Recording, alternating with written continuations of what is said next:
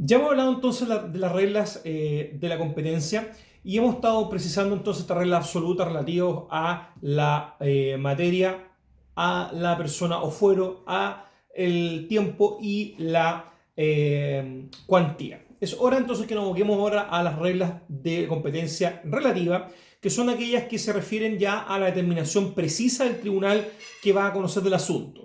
Determinación precisa entre comillas, porque como vamos a ver más adelante, el último factor va a ser ya la distribución de las causas habiendo más de un tribunal competente. Pero hasta el momento entonces ya hemos logrado reducir harto el universo de tribunales, ya hemos despejado por materia, hemos despejado si eventualmente hay fuero o no, y por tiempo en algunos casos penales, entonces nos quedamos con un tribunal ya más o menos definido cuál va a ser el que va a conocer del asunto.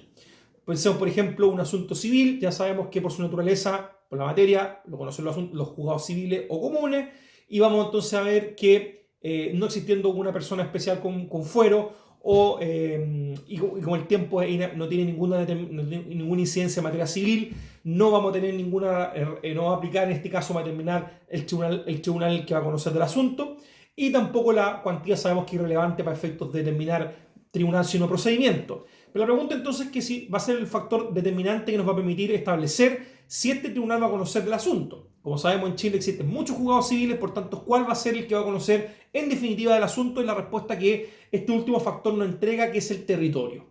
Y el territorio entonces es el factor que va a ir despejando en último término casi, como les digo, con la precisión de la distribución de causas que vamos a ver más adelante, es el último factor que en definitiva va a permitir establecer cuál va a ser el tribunal que de todos los tribunales competentes, ya despejado la materia, despejada la cuantía, despejado la persona y despejado el tiempo, nos va a entregar el conocimiento de un asunto. Y por tanto, acá vamos a tener que distinguir entonces obviamente entre asuntos civiles, asuntos penales y otros asuntos que también tienen reglas particulares respecto a cuál tribunal, usando el factor territorio, va a conocer del asunto. Bueno, en primer lugar vamos a revisar el territorio como factor de determinación de competencia relativa en asuntos civiles. Y esto acá son reglas más o menos áridas que vamos a tener que ir despejando para establecer cuál es el tribunal que en definitiva va a conocer de un asunto civil de todos los tribunales con competencia civil en Chile. Y para ello son cuatro fundamentalmente los factores a determinar. En primer lugar, o sea, cuatro elementos que hay que ir despejando para establecer esto. En primer lugar, la existencia o no de prórroga de la competencia. En segundo lugar, a falta de prórroga de la competencia, determinar si existen disposiciones especiales en la ley que entreguen competencia a un determinado tribunal. En tercer lugar, a falta de prórroga de la competencia y a falta de reglas especiales, tendremos que atender a la naturaleza de la acción deducida. Y en cuarto lugar, si no hay ninguna regla aplicable de estas tres anteriores, aplicaremos entonces la regla de clausura que vamos a estudiar cuál es en nuestro sistema civil. Bueno, vamos entonces a partir por la primera, que es la prórroga de la competencia. Y la prórroga de la competencia es una institución bastante ocupada en materia civil, sobre todo tomando en cuenta la necesidad quizás de ir fijando desde antes del litigio la existencia de un tribunal competente sobre el asunto, predefinirlo en otros términos. Y esto está regulado y permitido por los artículos 181 y siguientes del Código Orgánico de Tribunales, que nos dicen que la prórroga de la competencia es cuando un tribunal que no es naturalmente competente para conocer de un asunto puede llegar a serlo si para ello las partes expresa o tácitamente convienen en ello para un determinado negocio.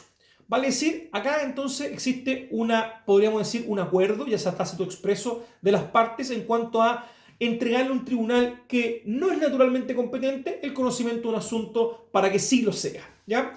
Bueno, esto parece ser, podríamos decir, bastante entendible desde el punto de vista de la certeza que requieren los contratantes al momento de eventualmente un litigio. O sea, saber para pregar un litigio cuál va a ser el tribunal que va a conocer el asunto. Y es muy común que uno en los contratos encuentre estas cláusulas de prórroga expresa de la competencia.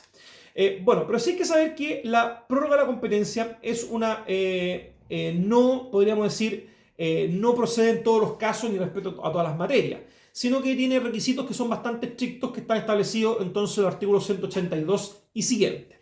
En primer lugar, la naturaleza del asunto debatido. Y respecto a este primer requisito de procedencia de la prórroga de la competencia, tenemos que saber que la naturaleza del asunto significa cuáles asuntos son susceptibles de ser prorrogada la competencia, y esto es bastante estricto. Solo negocios contenciosos civiles. Negocios contenciosos civiles. Va a decir aquellos asuntos que se refieren a asuntos civiles donde hay disputa. Quedan excluidos entonces todos los demás asuntos penales, de familia, laborales, y los no contenciosos, como ustedes saben, que son aquellos donde no hay una disputa, sino solamente una necesidad de declaración por parte de los tribunales de una determinada situación jurídica. Entonces, ya sabemos que el primer requisito despeja, podríamos decir, una universalidad de asuntos y nos deja restringidos a los asuntos civiles contenciosos. Y solamente como segundo requisito para que, o podríamos decir, segundo requisito de procedencia de la prórroga de la competencia, es que solamente puede ser modificado el territorio como factor. Vale decir, nosotros podemos alterar, ya sea por este acuerdo tácito expreso, solamente el territorio como factor. Vale decir, moverlo de un lugar a otro. Como tercer requisito, tiene que ser solo entre tribunales ordinarios de igual jerarquía. Vale decir, estamos hablando que no procede ante tribunales especiales, como ya lo sabemos también por el tema de la materia, y tampoco procede ante tribunales de distinta jerarquía, por ejemplo, entre un juzgado de letras y una corte. Ya no procede la prórroga de la competencia. Y por último, la instancia que procede es solo en la primera instancia. ¿Ya? Vale, si la prórroga de la competencia solo se puede hacer en primera instancia. Entonces, estos 4 requisitos de procedencia son los que también establece el artículo 182 del Código Orgánico de Tribunales. Además, para poder prorrogar la competencia se debe ser capaz en el sentido del artículo 184. Y lo que nos dice entonces este artículo es que pueden prorrogar competencia todas las personas que según la ley son hábiles para estar en juicio por sí mismas, y por las que no lo son pueden prorrogar a sus representantes legales. Vale decir, puede ser las personas por sí mismas o por a través de sus representantes legales en aquellos casos que por ley se exija.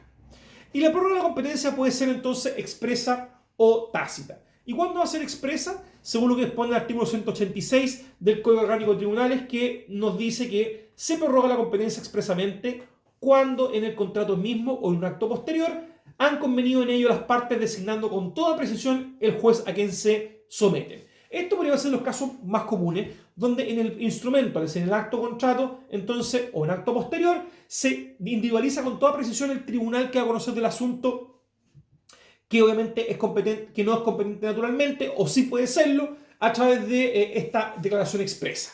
Por ejemplo, en un contrato, en una cláusula final, se añade entonces, se dan competencia a los asuntos que se deriven de este contrato en los juzgados civiles de la comuna de Iquique. ¿Ya? Perfectamente puede eso estar pactado en el instrumento o en el acto contrato.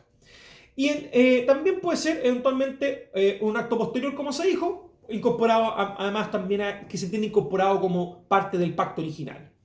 Y la prórroga puede ser tácita, que está, según también establece el 187 del Código Orgánico de Tribunales, diciendo que se entiende que se prorrogan tácitamente los casos, la competencia, ya sea por el demandante o por el demandado. Es decir, los dos pueden eventualmente prorrogar tácitamente la competencia. Y el demandante la prorrogar tácitamente cuando ocurre, ¿vale? Es decir, cuando se presenta o demanda ante un juez que no es competente. Por ejemplo, ustedes saben que por la regla de competencia sería competente el juez de letras en lo civil de La Serena, pero presentan la demanda en Copiapó. ¿Ya? Pues efectivamente eso es una prórroga tácita de la competencia por parte del demandante. Y por el demandado entonces va a hacer lo que dice el 187 número 2. Dice que el demandado entiende tácitamente prorrogada la competencia por hacer cualquier gestión que no sea la de reclamar la incompetencia.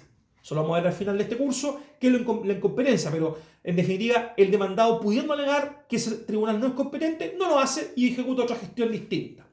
En el ejemplo que les puse, puede presentar el demandante la demanda en el tribunal de La Serena, siendo que no es competente el de La Serena, sino el de Copiapó, y en ese caso la prórroga del demandante es tácita. Y si el demandado, en vez de decir, señor, este tribunal no es competente, sino el de Copiapó, ¿qué hace? Contesta la demanda. Lo que está haciendo en el fondo es prorrogar tácitamente la competencia.